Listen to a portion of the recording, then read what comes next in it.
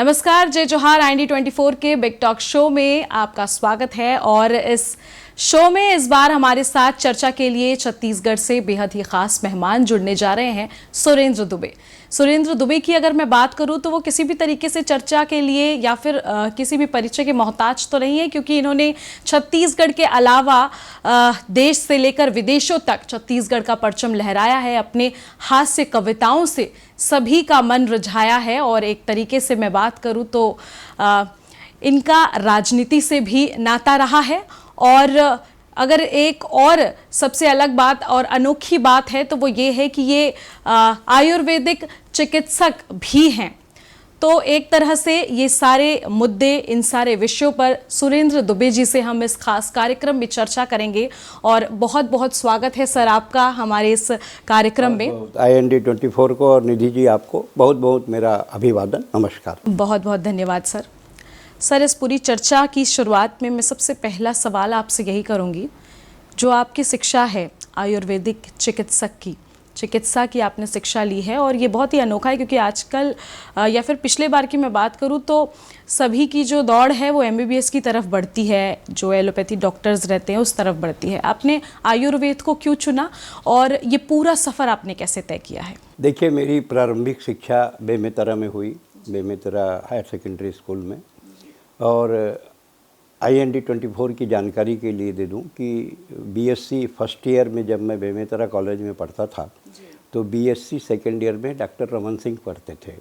Doctor Raman Singh मेरे से 1 साल सीनियर हैं। फिर हम दोनों आयुर्वेदिक कॉलेज में आए। मैं फर्स्ट ईयर में आया तो वो सेकेंड ईयर में आए। हम दोनों पढ़ के निकले। मेरे घर में चूँकि आयुर्वेदिक की परंपरा थी, उस समय तक मेरा कवि बनने का कोई या कविता की तरफ जाने का ऐसा कोई उद्देश्य नहीं था। जैसे एक मध्यम श्रेणी परिवार अपना नौकरी करके पालन पोषण परिवार का करता है, वही कोई बड़े सपने तो थे, लेकिन ऐसा नहीं लग रहा था कि कभी पूरे हो जाएंगे। तो मैं गवर्नमेंट अस्पताल में डॉक्टर हो गया और मेरी पोस्टिंग भी बालोद ज़िले में डोंडी लोहारा ब्लॉक में हुई। और फिर आयुर्वेद के प्रति रुझान तो इसलिए था क्योंकि पूरे घर भर में आयुर्वेद के डॉक्टर थे, मेरे चाचा, मेरे बड़े भाई, इसलिए मैंने आयुर्वेदिक को प्रीफर किया। सर, बात अगर मैं करूं आपकी कविताओं की, एक हास्य कवि की, आपको कब पता चला कि आपके अंदर ये एक अनूठा हुनर भी है? कविता मेरे DNA में थी। मेरे पिताजी वीर रस के बहुत बड़े कवि थे। उनका प्रबंध खंड काव्य है अपरार, लेकिन वो मंचों पे नहीं आते थे। उनका कहना था, मैंने एक बार उनसे कहा कि आप चलिए कवि सम्मेलन में। दल्ली राजहरा, मधु पांडे थे, अग्निवेश शुक्ल थे, मैं था। बोले नहीं, मैं नहीं जाऊंगा, मैं घर जाऊंगा, गांव जाऊंगा, बेमेतरा जाऊंगा। मैं बोला क्यों? बोले इसलिए जाऊंगा कि तेरी कविता तेरा व्यापार है, मेरी कविता मेरी तपस्या है, मेरी साधना है। और उन्होंने कविता के वो बहुत बड़े साधक थे। हम लोगों ने तो कविता का कमर्शलाइज जो पोर्शन है उसको देखा है, लेकिन उन्होंने कविता के साधक के रूप में, एक साधु के रूप में, एक तपस्वी के रूप में उन्होंने कविता को जिया है। तो कविता मेरे DNA में थी, मेरे को कविता खोजनी नहीं पड़ी। जब माता ने आशीर्वाद दिया तब मुझे पता चला कि नहीं, मैं तो कवि बन सकता हूँ, डॉक्टर मिसफिट है। ईश्वर ने साथ दिया। सन 2000 में छत्तीसगढ़ राज्य बना, अजीत जोगी मुख्यमंत्री बने। उन्होंने कविता सुनकर मेरे को अपना OSD बनाया। तब मैं समझा कि कविता की ताकत कुछ तो है। फिर धीरे धीरे देश विदेश में कविताएं पढ़ी और फिर आज इस मुकाम पे पहुंचा और IND24 और निधि जी के सामने बैठा हूँ। मेरा सौभाग्य। सर, हमारा भी सौभाग्य है कि हम आपसे ये चर्चा कर रहे हैं। एक सवाल ये भी है कि कब सबसे पहला मंच आपने शुरू किया? पहली बार मंच पर आप कब गए? उस दौरान क्या कुछ चल रहा था आपके दिमाग में? मैं वो घटना ही बता देता हूँ। वो घटना IND24 में मैं पहली बार शेयर कर रहा हूँ। 1990 में दुर्ग मंडी में बहुत बड़ा कवि सम्मेलन होता है, आज भी होता है। 50 साल से ज़्यादा हो गए होते हुए देश के सब नामचीन कवि वहाँ आ चुके हैं। मुझको 500 रुपये में उन्होंने बुक किया था। मैं वहाँ गवर्नमेंट हॉस्पिटल में डॉक्टर था, तो शायद इसलिए भी कि इलाज करते रहेगा, थोड़ा मदद करेगा, या कवि है जो भी हो। 500 रुपये में बुक किया। फिर रात को उन्होंने कह दिया कि आप सिर्फ 4 लाइन पढ़ना और बैठ जाना। लेकिन ईश्वर की कृपा थी कि उस 4 लाइन ने फिर 4 लाइन, वंस मोर में फिर 4 लाइन, फिर 1 कविता, फिर 2 कविता, फिर 3 कविता। उस ज़माने में अखबार सिर्फ रायपुर से छपते थे। और वही अखबार पूरे छत्तीसगढ़ में बंटते थे, अलग अलग एडिशन नहीं थे। दूसरे दिन इन्होंने पर्ची हेडिंग चला दी, छत्तीसगढ़ में धूमकेतु का उदय, छत्तीसगढ़ ने नाक रख ली, Surendra Dubey man of the match. उसके बाद वो पूरा नाम, चूँकि एक ही अखबार चलता था, तो पूरे छत्तीसगढ़ में फैल गया। बस ये रहा पहला अध्याय। दूसरा अध्याय भी आपको बता दूं ताकि आपको आसानी रहे। ये तो मेरे राज्य स्तरीय कवि बनने की बात है। गोपाल प्रसाद व्यास एक बहुत बड़े कवि हुए। पंडित जवाहरलाल नेहरू से उनके बड़े अच्छे संबंध थे। उनके पुत्र डॉक्टर गोविंद व्यास, जो दिल्ली विश्वविद्यालय में प्रोफेसर भी रहे, बहुत अच्छे कवि रहे हास्य व्यंग्य के। बैतूल में कवि सम्मेलन हुआ, मैं उसमें कवि के रूप में बुलाया गया था। गोविंद व्यास आए हुए थे, उन्होंने मेरी कविता सुनी और कहा कि तुम तो बहुत बड़े कवि हो, तुम यहाँ बेमेतरा में पैदा हुए, छत्तीसगढ़ में रहते हो, छत्तीसगढ़ में रहते हो, ये तुम्हारा दुर्भाग्य है, अगर दिल्ली में रहते तो तुम बहुत बड़े कवि होते। मैं बोला नहीं भाई साहब, छत्तीसगढ़ में होना मेरा दुर्भाग्य नहीं है, छत्तीसगढ़ में मेरा होना सौभाग्य है। अगर माता कौशल्या का आशीर्वाद होगा, छत्तीसगढ़ महतारी राजू लोचन का आशीर्वाद होगा, तो मैं छत्तीसगढ़ में रह के भी दिल्ली तक पहुंच जाऊंगा। बोले मैं तुमको बुला रहा हूं। ऐसे बोलते रहते हैं, लेकिन उन्होंने वाकई मेरे को उस ज़माने में, जब कोई चैनल नहीं था हिंदुस्तान में, सिर्फ DD1 था, उन्होंने DD1 में मेरे को बुलाया। और DD1 के उस रात के कवि सम्मेलन में सर्वाधिक जमने वाला कवि मैं था। बफे गाथा करके मेरी एक कविता है बफे के ऊपर, उसको मैंने पढ़ी और एक रात में मैं हिंदुस्तान का कवि हो गया। क्योंकि DD1 उस समय पूरे भारत का चैनल था और कुछ तो था ही नहीं।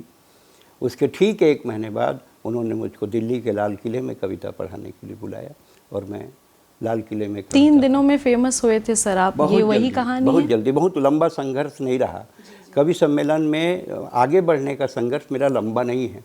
फिर वहाँ से एक दिन घर में हमारे वाला फ़ोन था जो लैंडलाइन, हाँ लैंडलाइन, मैं बाथरूम में था, फ़ोन आया, बोले मैं डैलस से बोल रहा हूँ, नंदलाल सिंह।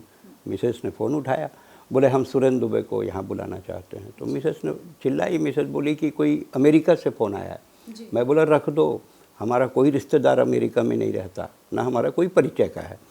उसने रख दिया। फिर थोड़ी देर में बाहर निकला तो वो फिर बोले मेरे को कि मैं डैलस से नंदलाल सिंह बोल रहा हूँ। IHA करके US में बहुत बड़ी संस्था है, इंटरनेशनल हिंदी एसोसिएशन, उसके वो चेयरमैन थे, अब कोई दूसरे हैं। तो मैं बोला बताइए सर। बोले हम आपको 45 दिन के लिए अमेरिका बुलाना चाहते हैं और 18 कवि सम्मेलन आपके करने चाहते हैं। अब मैं गांव का रहने वाला, अंदर से थोड़ा हम लोग साई नेचर के होते हैं और थोड़े भीरू प्रवृत्ति के भी होते हैं। मैंने कहा भाई साहब आप मुझको पहचानते भी नहीं हैं, मैं आपको जानता भी नहीं हूँ और आप मुझको अमेरिका बुला रहे हैं, ये तो मेरे लिए बड़ा अजूबा लग रहा है, थोड़ा विश्वास भी नहीं हो रहा है। मैं बोला कि कहीं मैं जाके फंस तो नहीं जाऊँ। तो उन्होंने कहा नहीं, हम आपको इसलिए बुला रहे हैं कि मैं बनारस में रहता हूँ और मैं वहाँ से आते समय VHS कैसेट लेके आता हूँ। उस ज़माने में VHS चलता था। बोले VHS कैसेट लाता हूँ लाल किले का। जब हम लाल किले का कैसेट लाए और यहाँ समिति के सामने लगाए तो समिति के लोगों ने कहा कि इनको बुलाओ, इसलिए आपको बुला रहे हैं, हम सब व्यवस्था करेंगे, आपका पासपोर्ट वीज़ा सब। और उसके अलावा उन्होंने मानदेय भी खूब दिया और ऐसे में मैं अंतर्राष्ट्रीय स्तर का कवि बन गया। मतलब बहुत ज़्यादा लड़ाई मैंने नहीं लड़ी। 1990 से चालू हुआ और मैं सोचता हूँ 1995 के आसपास मैं हिंदुस्तान और विदेश का कवि हो चुका था। सर जब बच्चा पढ़ाई करता है तो माँ बाप पूरा फोकस पढ़ाई में लगवाते हैं कि भैया ये एम है, ये एम तय कर लीजिए और इसमें आपको आगे बढ़ना है। जब आपने अपने हाथ से कविता और ये जो आपकी चीज़ें हैं ये सब आपने सामने रखी, तो कभी फैमिली में चिंता का विषय हुआ कि नहीं इस ओर ध्यान चला जाएगा तो शायद पढ़ाई छूट जाए? पढ़ाई, मैं हायर सेकेंडरी और BSc फर्स्ट ईयर तक मैं कवि था ही नहीं। जी।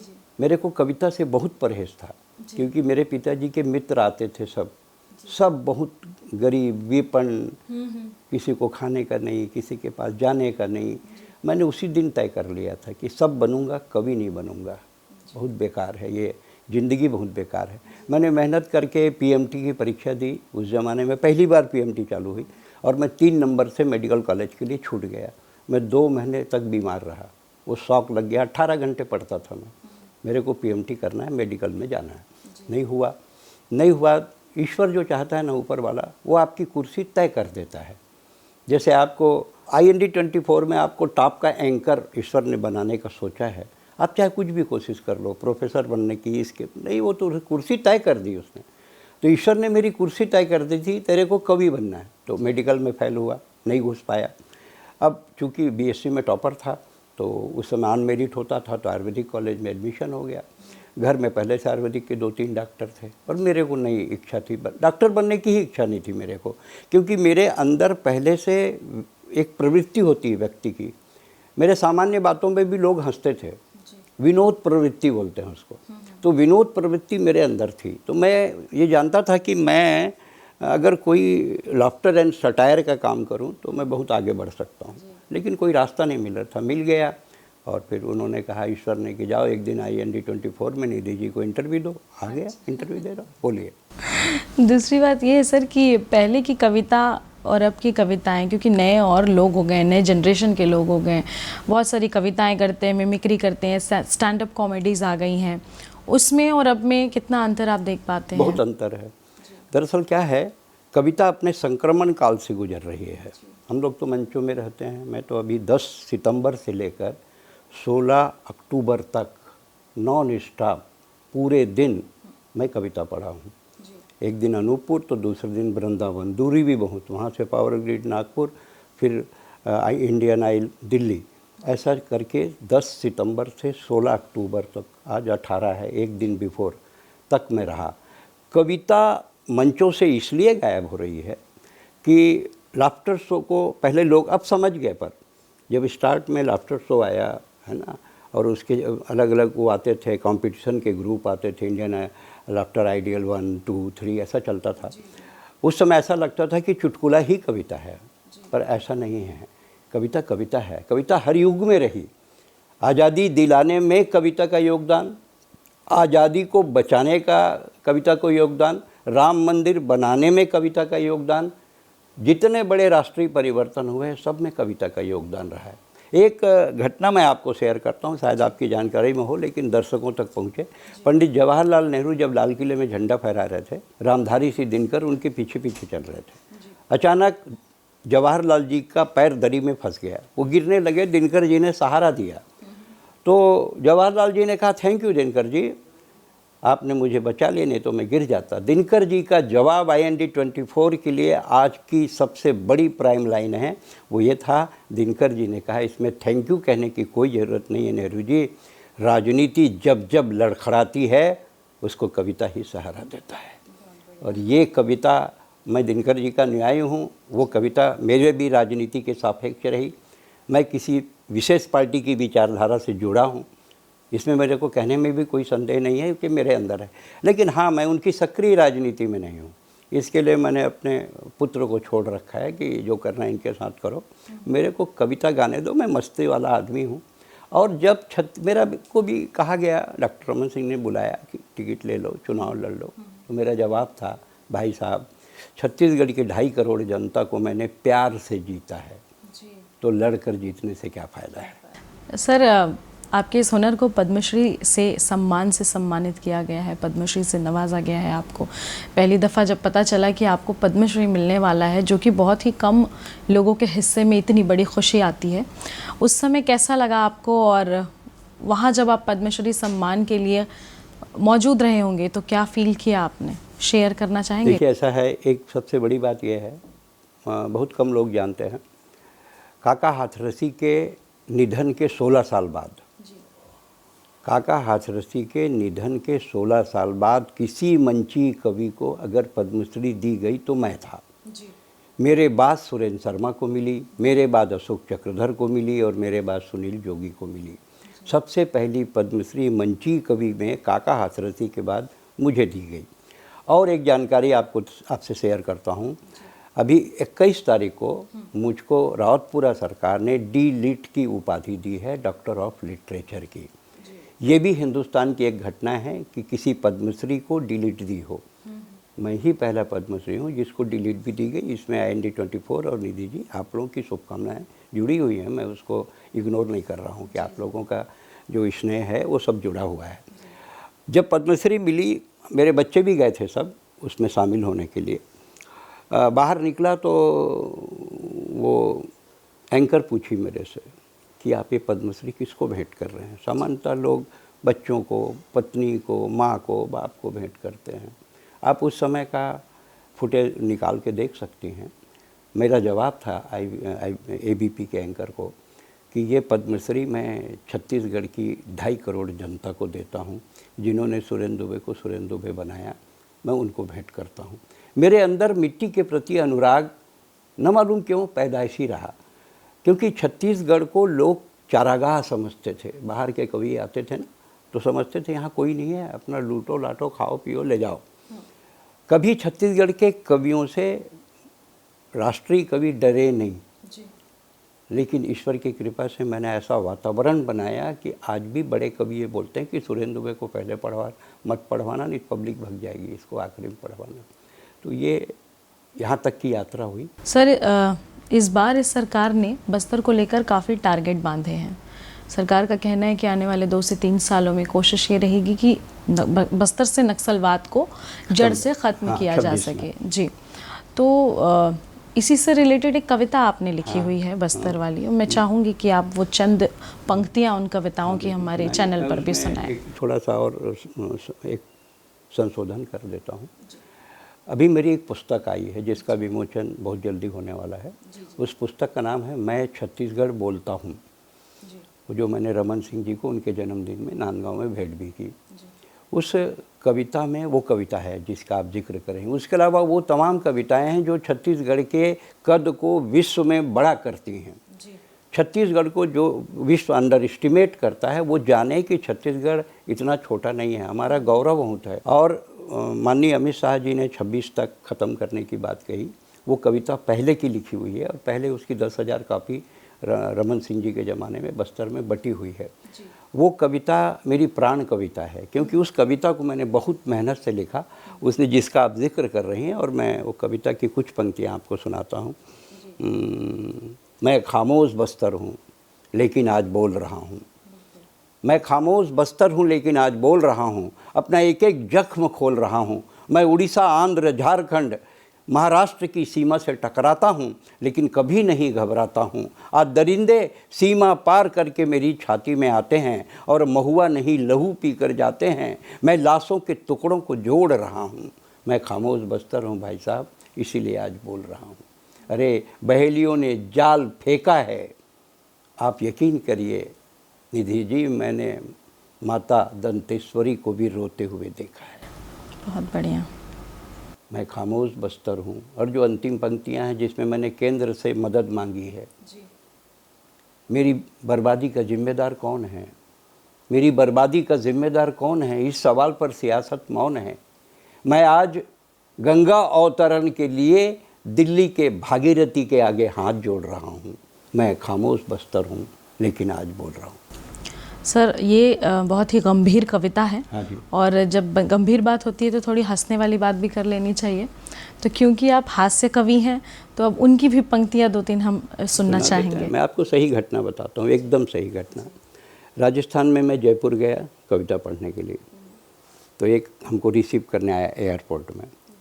बोला वीर भूमि राजस्थान में आपका स्वागत है। मैं बोला वीर भूमि छत्तीसगढ़ आपका स्वागत स्वीकार करता है। बोले आप काहे के वीर? मैं बोला तुम काहे के वीर? बोले हमारे यहाँ महाराणा प्रताप पैदा हुए हैं। बोले इसमें तुम्हारा क्या योगदान है? हमारे यहाँ जीत जोगी पैदा हुए तो आवेदन दिए थे क्या पैदा करो। वहाँ एक कवि हुए, उनका नाम था सुरेंद्र दुबे। 1 जनवरी को उनका निधन हो गया। विकीपीडिया ने, एथेंटिक सोशल मीडिया विकीपीडिया, उसने मेरी फ़ोटो लगा के समाचार जारी किया, सुरेंद्र दुबे का निधन, बेमेतरा में अंतिम संस्कार, मुख्यमंत्री शामिल होंगे। उस समय हम 80 क्लासिक में रहते थे, इस बंगले में नहीं रहते थे। सुबह 2-4 50 100 200 जितने भी रहे होंगे सीढ़ी में थे, पता नहीं, गमछा टावल डाल के। और जनवरी का महीना, साल ओढ़ के मैं बाहर निकला, सब रो रहे थे, सुरेंद्र दुबे निपट गए भैया। बहुत हंसात रही थी, भैया सुरेंद्र दुबे चल दी भैया। तो मैं साल कटाए चुप, छत्तीसगढ़ी में है मूलतः है कविता। ये हास्य के कोकड़ाए, ठहाका के परिंदाए, टेंशन में मत रही बे बाबू, टाइगर अभी जिंदा है, टाइगर अभी जिंदा है। मेरी पत्नी को एक ने फ़ोन किया, सुने दुबे जी निपट गए।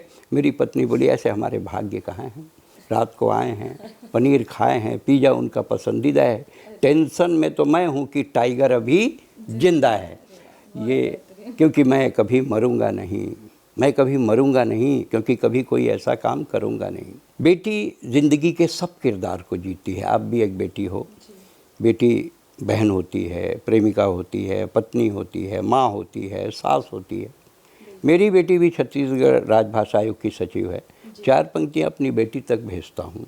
फली फूली टहनियाँ जड़ों के तरफ मुड़ी रहती हैं, अरे बेटियाँ कहीं भी रहें माँ बाप से जुड़ी रहती हैं।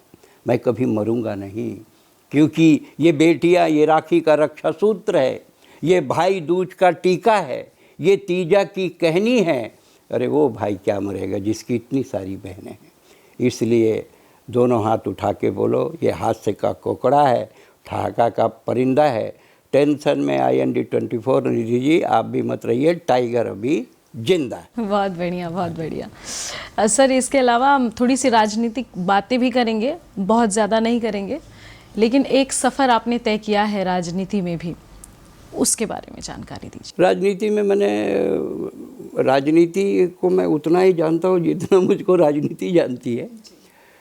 कभी मेरा राजनीति में बहुत बड़ा ड्रीम नहीं रहा, ना मेरी इच्छा रही। बिल्कुल, वो तो क्लियर ही कर दिया आपने। मैंने जी। हाँ, लेकिन मेरे बच्चे हैं जिनको राजनीति के प्रति अनुराग है और जो सक्रिय भी हैं, उनके लिए मेरी शुभकामनाएं हैं कि वो सफल हो।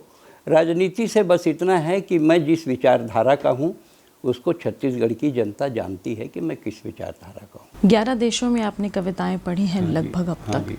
कैसा रहा है सर ये पूरा एक्सपीरियंस? हर जगह नया एक्सपीरियंस आपको मिला है, कैसे साझा करेंगे इसे हमारे साथ? पहले आप गांव के सुरेंद्र दुबे को समझ जाइए। एक छोटे से गांव बेमेतरा, जहां BSc फर्स्ट ईयर तक पढ़े, बहुत छोटा, अब तो जिला बन गया, उस समय तो तहसील था दुर्ग जिले का। 90 में मैं पहली बार अमेरिका गया। मैंने हवाई जहाज नहीं देखा था, ज़मीन में उतरा हुआ हवाई जहाज नहीं देखा था, ईमानदारी से बोल रहा हूँ। मैं पहली बार हवाई जहाज में इंटरनेशनल उड़ान भरा हूँ। शायद इसीलिए मेरी प्रगति डायरेक्ट इंटरनेशनल रही। मैंने डोमेस्टिक फ़्लाइट में यात्रा ही नहीं की। पहले सबसे पहले मैं एयर इंडिया के फ़्लाइट से शिकागो गया। अब तो हम बहुत डरते थे कि हम दोस्तों से पूछते थे, यार हवाई जहाज़ में बैठो तो कैसा लगता है? बोले हवाई झूला में जैसे बैठते वैसा लगता है। और हवाई झूला से मैं बहुत डरता था, तो डर लगा रहा। लेकिन गया तो अब खिड़की से झांके, इधर झांके, बेल्ट बांध लिए तो डर लगे।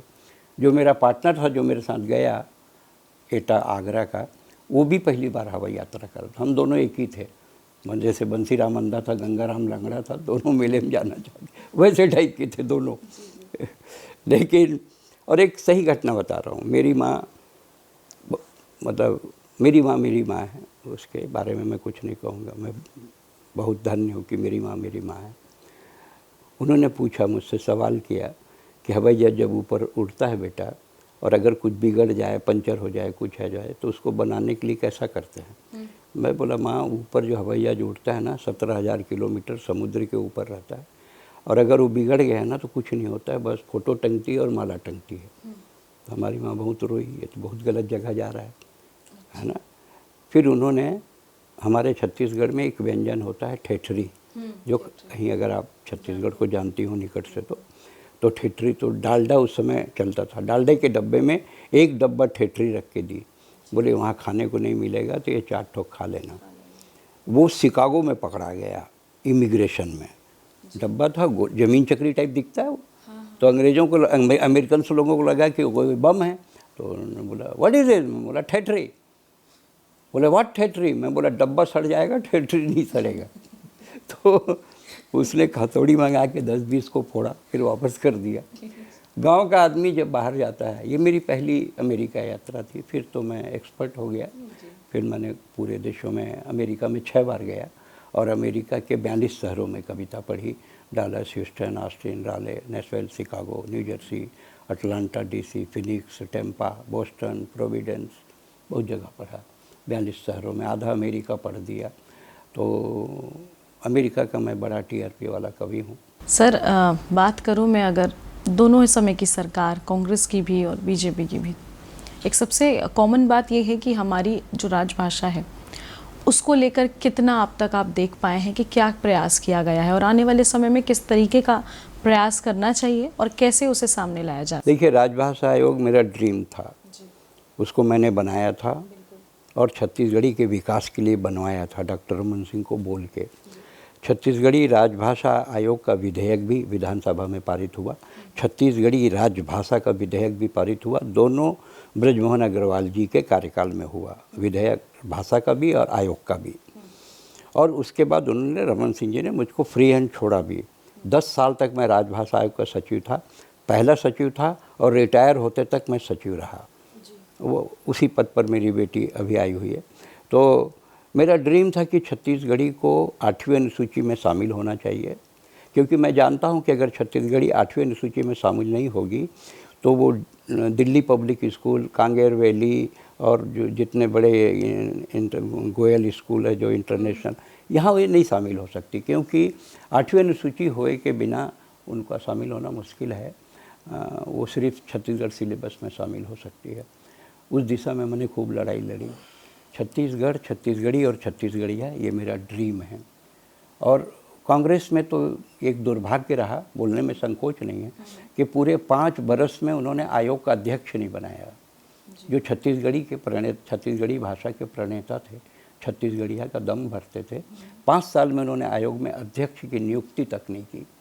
तो पीड़ा तो यहाँ होती है मैडम, बोले जाए मत बोले। सर, एक अंतिम सवाल मैं ये लूँगी कि आने वाले समय में बहुत ही इंटरेस्टिंग चुनाव है, दक्षिण चुनाव। इस दक्षिण चुनाव में कांग्रेस और बीजेपी दोनों की होड़ लगी हुई है, और इस जब दक्षिण की बात होती है तो ब्रिजमोहन अग्रवाल की बात आती है। तो ये जो होड़ लगी हुई है कांग्रेस और बीजेपी की, मैं चाहूँगी उसे आप अपने हास्यात्मक या कविता के अंदाज में कुछ उस पर कहना चाहेंगे? जो दक्षिण दिशा है ना, दक्षिण दिशा दैत्यों की दिशा है। जब पितर को हम पानी देते हैं ना, जो छत्तीसगढ़िया हैं वो लोग जानते हैं, हम दक्षिण के तरफ ही शनि की साधना करते हैं, राहु की साधना करते हैं, केतु की साधना करते हैं। और उसको जिसने सिद्ध कर लिया, दक्षिण को जिसने सिद्ध कर लिया, वो तो देवताओं से भी बड़ा हो गया कि राहु, केतु, शनि जितने ग्रह हैं वो दक्षिण दिशा में रहते हैं। इसीलिए पितृपक्ष में दिया दक्षिण दिशा में जलाया जाता है। ब्रजमोहन जी का क्षेत्र है, वो तो ब्रज के मोहन हैं, बांसुरी बजाए हैं और 8 साल तक, 8 चुनाव तक बजाए हैं। उनका प्रेम जिसको आशीर्वाद मिलेगा उनको, और फिर ऊपर वाले हमारे जो बड़े भागीरथ बैठे हैं वो बताएंगे। लेकिन जिसको भी मिलेगा, रायपुर दक्षिण तो भाजपा जीतेगी, ये निश्चित है। तो ये थे हमारे साथ सुरेंद्र दुबे जी। जिस तरीके से मैंने जिक्र किया कि पद्मश्री सम्मान से ये सम्मानित हुए हैं, इसके अलावा अमेरिका के वाशिंगटन तक इनकी एक तरह से जयकार हुई है। अमेरिका से इन्हें स्वयं बुलाया गया है और वहाँ जाकर भी इन्होंने अपनी कला की जो एक प्रकृति है वो बिखेरी है। नेचुरल अंदाज में अगर मैं बात करूँ तो बिल्कुल ये बात करते हैं और हर एक अंदाज में अलग अंदाज है। इसके अलावा अगर मैं बात करूं तो राजनीति में भी एक अच्छी सूझ समझ है इनकी। राजनीति से कभी बहुत ज़्यादा चाह की इनकी उम्मीद नहीं रही है, और जिस तरीके से ये अपनी हास्य कविता सुनाते थे, सुनाते हैं और सुनाते आगे भी रहेंगे, इनका कहना है। सर, बहुत बहुत धन्यवाद। आपकी ये चर्चा जो है बहुत सार्थक रही। बहुत बहुत धन्यवाद। थैंक्स IND 24 और आपको बहुत धन्यवाद।